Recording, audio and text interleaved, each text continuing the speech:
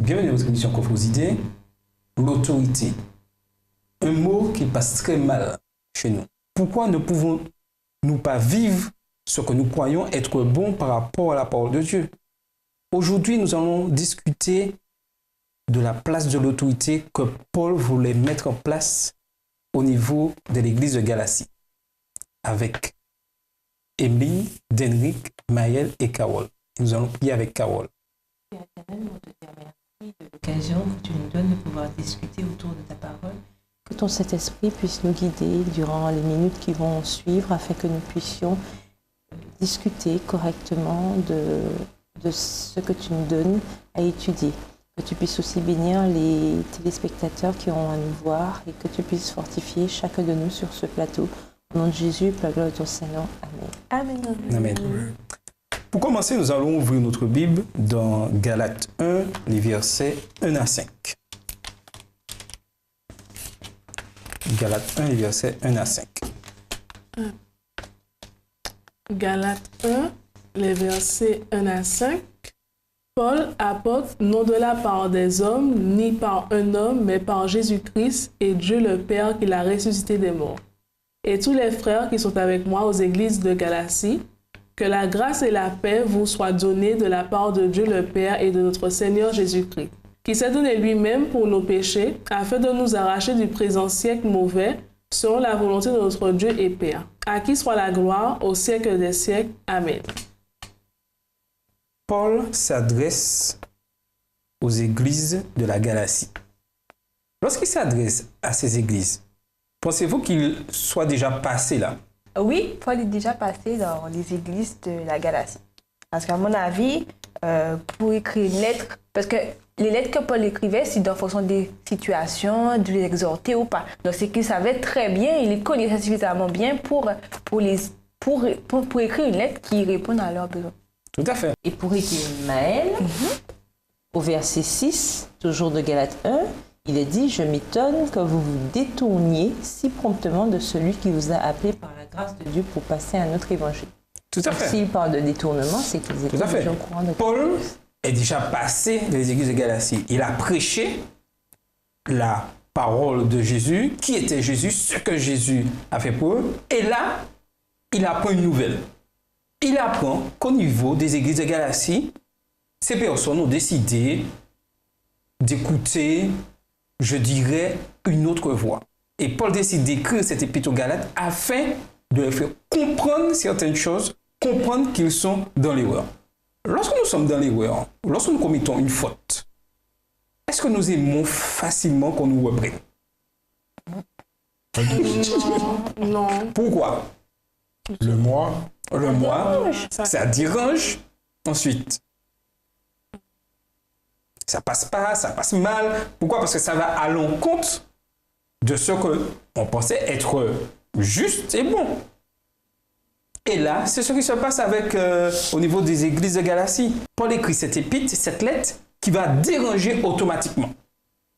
Et nous le voyons clairement ce qu'il dit. Il dit des choses vraiment pas gentilles, mais il dit quand même la vérité.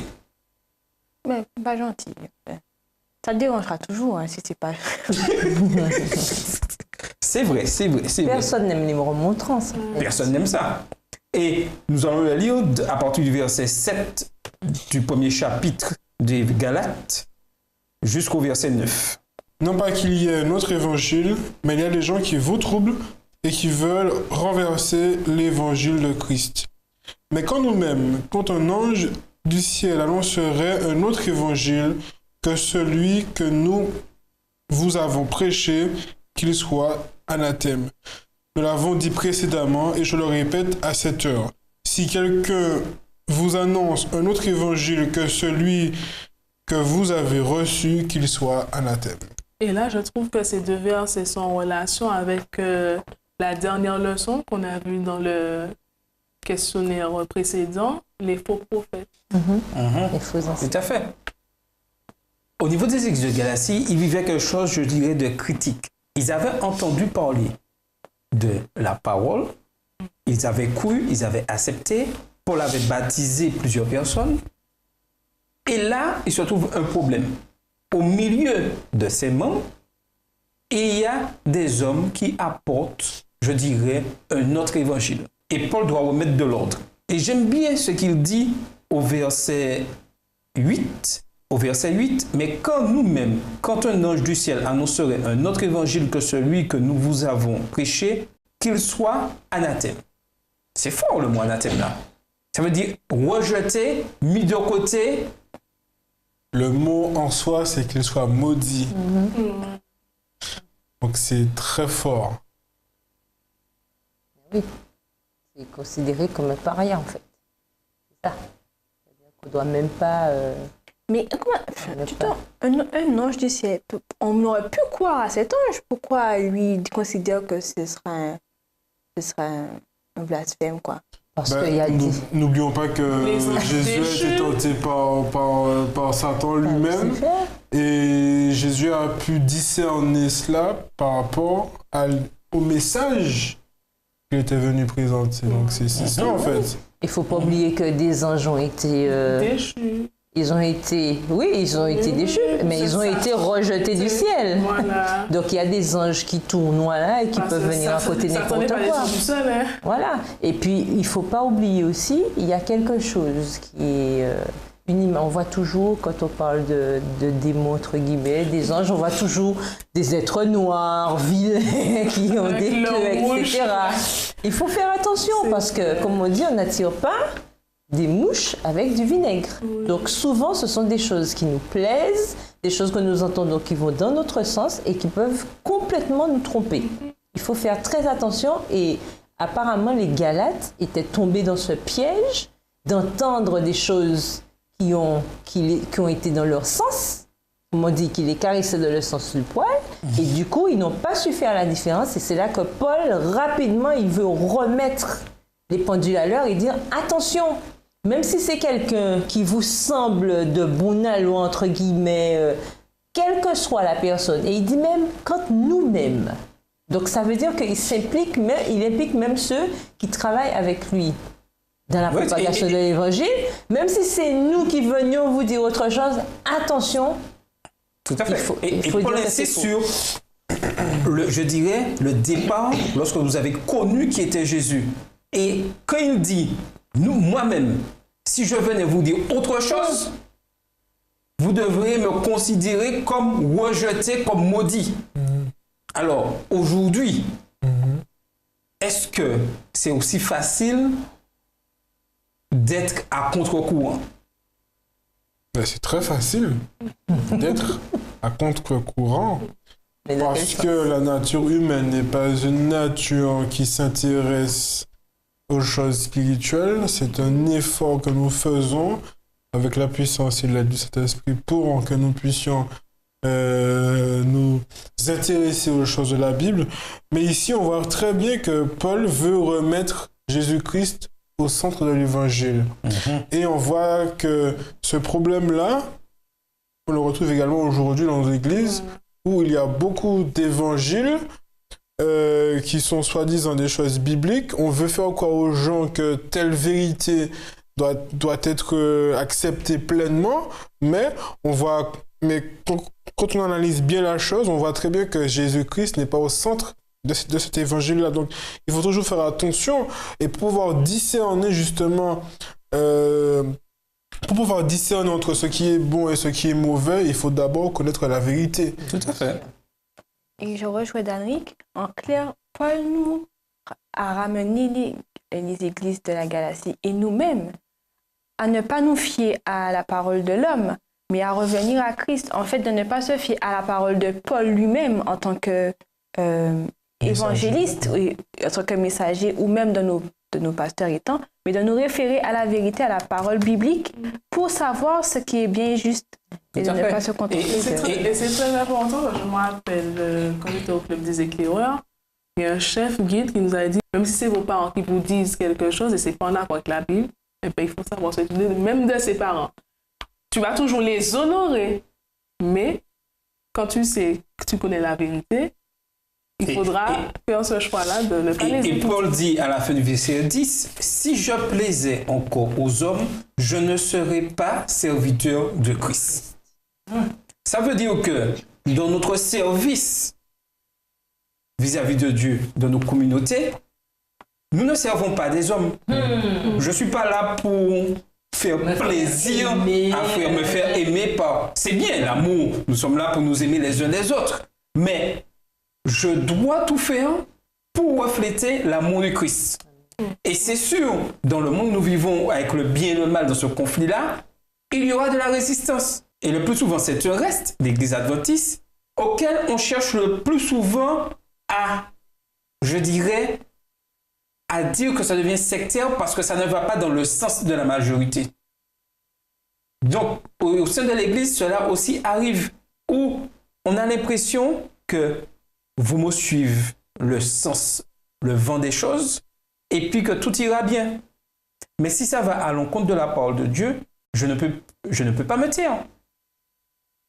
Je dois parler comme l'apôtre Paul le fait ici au niveau des églises de la Galatie.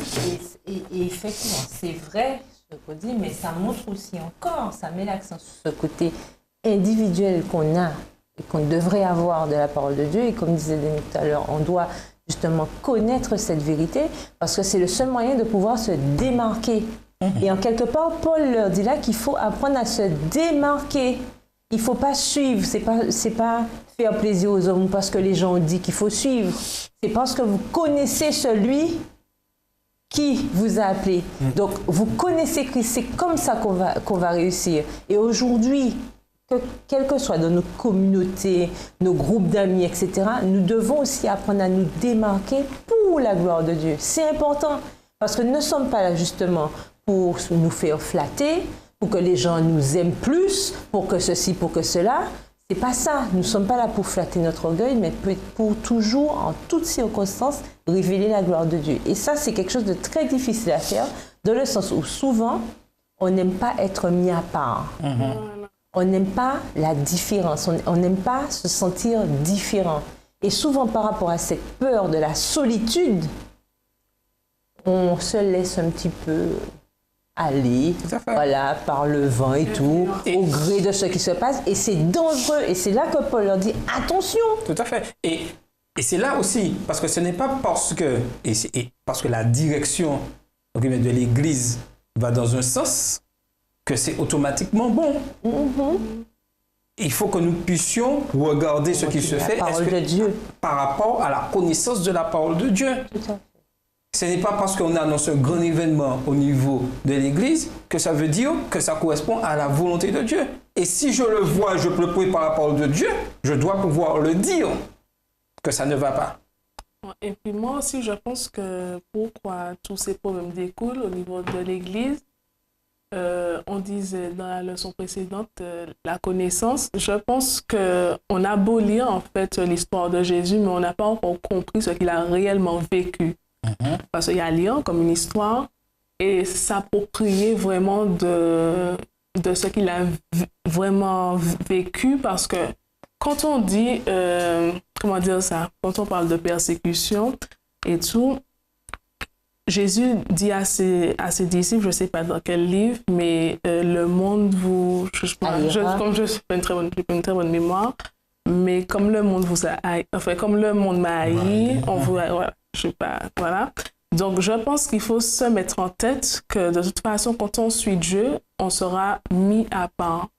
Puisque s'il y a un reste, c'est qu'on se détache, enfin, on est différent, donc on se démarque de certains groupes. Ouais. Et je pense que là où on risque de perdre le salut, enfin, je sais pas, le salut, c'est que non seulement on suit une masse, mais on n'aura pas réellement compris ce que Dieu est venu faire pour nous sur terre. Tout à fait. Il y a ça aussi. Mais il y a une question qu'on peut se poser, que les gens au niveau de la Galatie se sont opposés à Paul. Mais l'évangile que tu proclames, es-tu sûr que ça vient de Jésus? Eh oui. Et on lui a posé cette question. Et Paul répond du verset 13 au verset 24. Clairement, il fait, et nous allons le lire, disons, Galates 1, les versets 13 à 24. Galates 1, verset 13 à 24. Vous avez su en effet quelle était autrefois ma conduite dans le judaïsme, comment je persécutais à outrance et ravageais l'Église de Dieu, et comment j'étais plus avancé dans le judaïsme que beaucoup de ceux de mon âge et de ma nation, étant animés d'un zèle excessif pour la tradition de mes pères. Mais lorsqu'il plut à celui qui m'avait mis à part dès le sein de ma mère et qui m'a appelé par sa grâce de révéler en moi son Fils, afin que je l'annonçasse parmi les païens aussitôt, je ne consultai ni la chair ni le sang, et je ne montai point à Jérusalem vers ceux qui furent apôtres avant moi, mais je partis pour l'Arabie. Puis je revins encore à Damas. Jusqu'à quel verset? 24. 24. 3 ans plus tard, je montai à Jérusalem pour faire la connaissance de Céphas, et je demeurai 15 jours chez lui. Mais je ne vis aucun autre des apôtres, si ce n'est Jacques, le frère du Seigneur. Dans ce que je vous écris, voici devant Dieu, je ne mens point. J'allais ensuite dans la contrée de Syrie et de la Cilicie. Or, j'étais inconnu de visage aux églises de Judée qui sont en Christ. Seulement, elle avait entendu dire, celui qui autrefois nous persécutait annonce maintenant la foi qu'il s'efforçait alors de détruire. Et elle glorifia Dieu à mon sujet. Paul nous dit clairement que l'expérience, je dirais le vécu, prouve que ce qu'il dit, c'est la vérité. Tout pour vous montrer que la foi sans les œuvres, elle est morte. Oui, et on voit aussi 2 points importants dans ce que Paul dit quand il raconte l'expérience. Il dit bien, étant animé de zèle excessif pour les traditions de mes pères. Donc on voit déjà, on parlait de motivation tout à l'heure. Qu'est-ce qui le motivait dans son zèle? En fait, c'était une histoire de tradition. On a toujours fait comme ça et on y va, point. Ensuite, parce qu'il parle aussi de ceux de son âge, de sa nation. Et après, il dit, je ne consultais ni la chair ni le sang. Quand il a rencontré Jésus, quand Jésus l'a arrêté, il dit bien, mais lorsqu'il plut à celui qui m'avait mis à part dès le sein de ma mère et qui m'a appelé par sa grâce de révéler en moi son Fils, afin que je l'annonçasse parmi les païens, aussitôt je ne consultais ni la chair ni le sang, et je ne montais point à Jérusalem vers ceux qui furent apôtres avant moi. Alors c'est dire à quel point l'individualisme était devenu quelque chose de concret pour lui. Il a compris que c'est un chemin qu'il devait emprunter seul. Il a bien dit, je ne consultais ni la chair ni le sang. Dieu m'a parlé, je n'ai pas été voir mes pères, je n'ai pas été voir mon parrain, mon tuteur, mon ceci. J'ai entendu Dieu, il m'a dit quelque chose, je l'ai fait. Donc, parfois, dans notre expérience avec Dieu, c'est pas parfois, la plupart du temps, dans notre expérience avec Dieu, on est seul. C'est quelque chose qu'on doit faire seul. Parfois, on a besoin de compagnons, on a besoin de compagnons de prière, de compagnons dans les épreuves aussi, mais il y a des moments où on doit faire notre choix seul. Quand il s'agit de suivre le Christ, on est seul. Et il faut qu'on soit conscient de ça, parce que quand on n'est pas conscient de ça, c'est comme ça qu'on part dans des dérives. Comme un tel ne fait pas, ou un tel n'a pas trop envie, alors moi je ne fais pas non plus. Mais c'est comme ça qu'on commence, et puis eh bien on glisse. Eh bien, c'est la même chose. C'est pour ça qu'il est important pour chacun de tenir ferme, et Paul met l'accent dessus, tenir ferme à cette conviction que nous avons, tout comme lui-même, il s'est accroché à cette nouvelle connaissance et à cette croyance qu'il avait, à cette expérience. Nous aussi, nous devons faire pareil. Mais c'est quelque chose qui se vit individuellement et il est important de le retenir.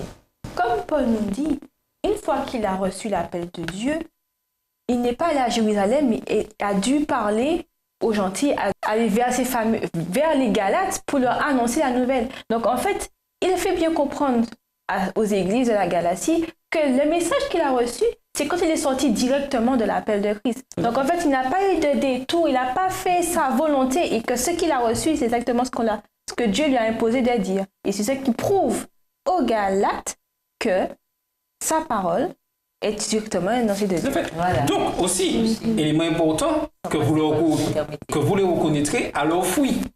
C'est-à-dire, Paul leur dit, vous voyez ce que je fais, vous voyez ce que j'ai vécu. Donc, et c'est moi qui vous ai apporté cet évangile. Donc, ce que je vous dis est vrai.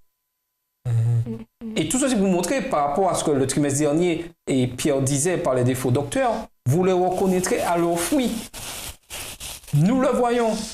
Est-ce que le fruit correspond à ce que la parole de Dieu dit? Et il compare bien. Il compare bien avant et maintenant. La motivation qu'il pensait être juste le poussait à produire comme fruit de la persécution, des meurtres et tout ça. Donc, il montre maintenant, regardez-moi maintenant, j'ai changé, je me suis rendu compte que le fruit que je portais n'était pas juste. Et il n'était pas forcément ce qu'il fallait qu'il se résout. Donc, en fait, comme dit le verset, je crois que c'est, je ne sais pas quel verset, vous les reconnaîtrez à leurs fruits. Vous reconnaîtrez les vrais prophètes et faux prophètes à leurs fruits. Et c'est en fonction de ça qu'on peut être sûr que la parole est vraie. Tout à fait. Et Paul insiste aussi au verset 11 et 12 sur l'importance que Jésus, c'est le cœur de l'évangile. Galates 1, versets 11 et 12. Je vous déclare, frères, que l'évangile qui a été annoncé par moi n'est pas de l'homme, car je ne l'ai ni reçu ni appris d'un homme, mais par une révélation de Jésus-Christ. Tout à fait. La révélation, c'est Jésus-Christ. Et quel que soit l'évangile, quelle que soit la chose qu'on nous annonce, pour y croire, ça doit être qu'on parle de Jésus, que Jésus est au centre, mais sans contradiction avec la parole de Dieu. Parce que l'ennemi, aujourd'hui, cherche par tous les moyens à, je dirais, à ramasser, à avoir le plus de personnes dans son camp. Accaparer énormément par le détournement de sa parole, par de nouvelles idées qui viennent et qui vont à l'encontre de la parole de Dieu. Et aussi, il faut bien remarquer que Paul met cet accent déjà sur ce côté conversion, ce changement. J'ai rencontré Dieu et voilà, j'étais comme ça et je suis devenue comme ça. Pour nous dire aussi que lorsque nous rencontrons Dieu, il y a un changement qui doit être opéré. Et ça, c'est important. On ne peut pas rester la même personne quand on rencontre Dieu. Et il met l'accent dessus. Vous avez su comment j'étais avant. Je faisais ci, je faisais ça. Mais vous voyez qu'aujourd'hui, je vous annonce l'évangile et vous voyez aujourd'hui mon comportement. Vous voyez que j'ai changé de route. Donc, pareil, lorsque nous rencontrons Dieu, nous devons changer de route. Tout à fait. Et nous voyons aussi que Paul insiste sur le fait que vaut mieux obéir que, je dirais, que de faire des sacrifices. Et on a l'exemple de Saül dans 1 Samuel 15, verset 21, où Dieu avait dit à Saül de détruire tout. Mais qu'est-ce que Saül avait décidé de faire? Il n'a pas tout dévoué par interdit. Il n'a pas tout dévoué par interdit. Il a dit, oui Seigneur, tu as dit, mais je vais garder les plus belles bêtes pour pouvoir faire un sacrifice. C'est-à-dire que, comme tu aimes les sacrifices, en quelque chose, c'est ce que Saül disait à Dieu, comme les sacrifices te sont agréables. C'est pour la bonne cause. C'est pour la bonne cause. Donc, les meilleures bêtes vont être sacrifiées pour être offert un sacrifice. Mais est-ce que c'est ce que Dieu avait dit? Mais en fait, c'est notre plus gros problème parce qu'on a toujours tendance à interpréter. Tout à fait. Alors que Dieu est un Dieu qui te dit les choses exactement. Clairement. Il te dit les choses clairement. Et en fait, c'est notre problème. À chaque fois, chaque jour, on a tendance à toujours tourner la parole de Dieu. Ce qui fait qu'on transmet aussi de mauvaises choses, de mauvais propos, alors que Dieu est clair. Mais c'est... Voilà. Et c'est ça le problème.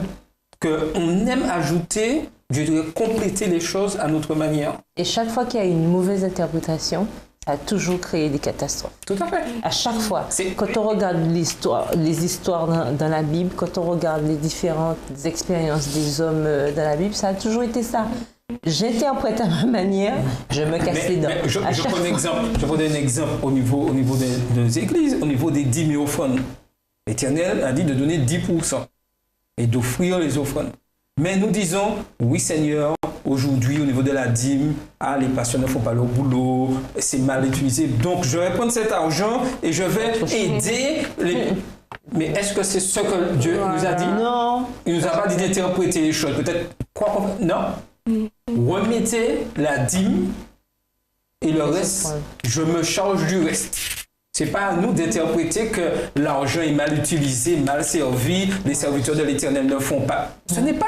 Mais quand mais de toute façon, vas-y, mais de toute façon, quand on rentre dans la Bible de Genèse à Apocalypse, on voit que le doute, en fait, mène à la ruine, en fait. De toute façon, dans toute la Bible, depuis qu'on doute de la puissance de Dieu, on se met dans les tracas. Tout à fait. Par rapport à ce que tu sais avec la dîme et tout, on oublie souvent que c'est pas à la fédération qu'on remet la dîme, c'est pas au pasteur qu'on remet la dîme, mais on remet la dîme par fidélité à Dieu.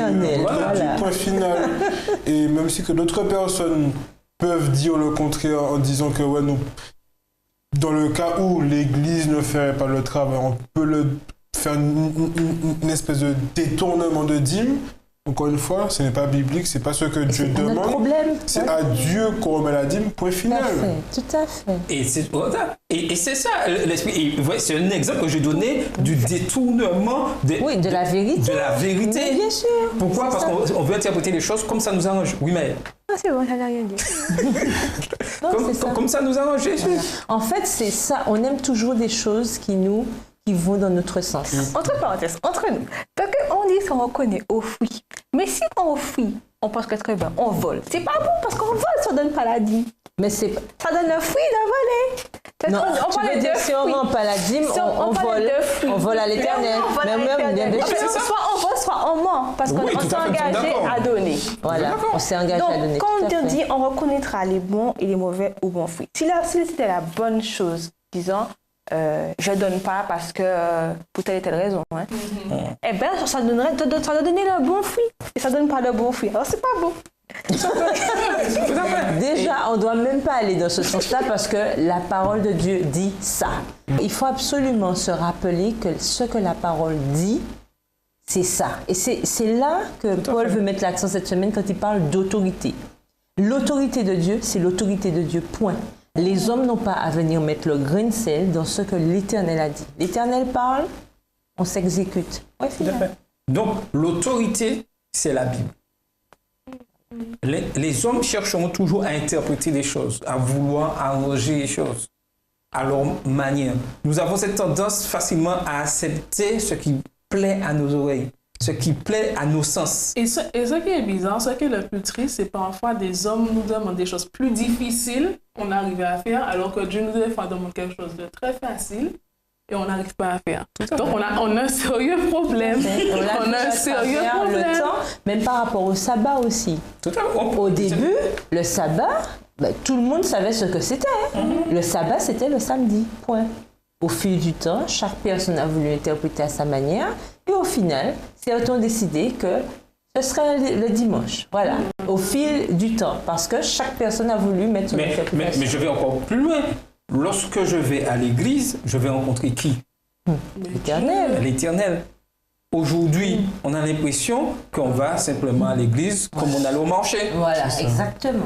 Et il faut qu'en tant que jeunes, que nous puissions comprendre ceci, qu'il y a une autorité, qu'il y a une direction à suivre et que je ne fais pas ce que je veux.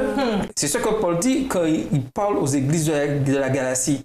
Qu'il y a une autorité, que Dieu est le centre de tout, Jésus est là et que vous devez suivre ce que dit la parole de Dieu par rapport à l'expérience qu'il a eue.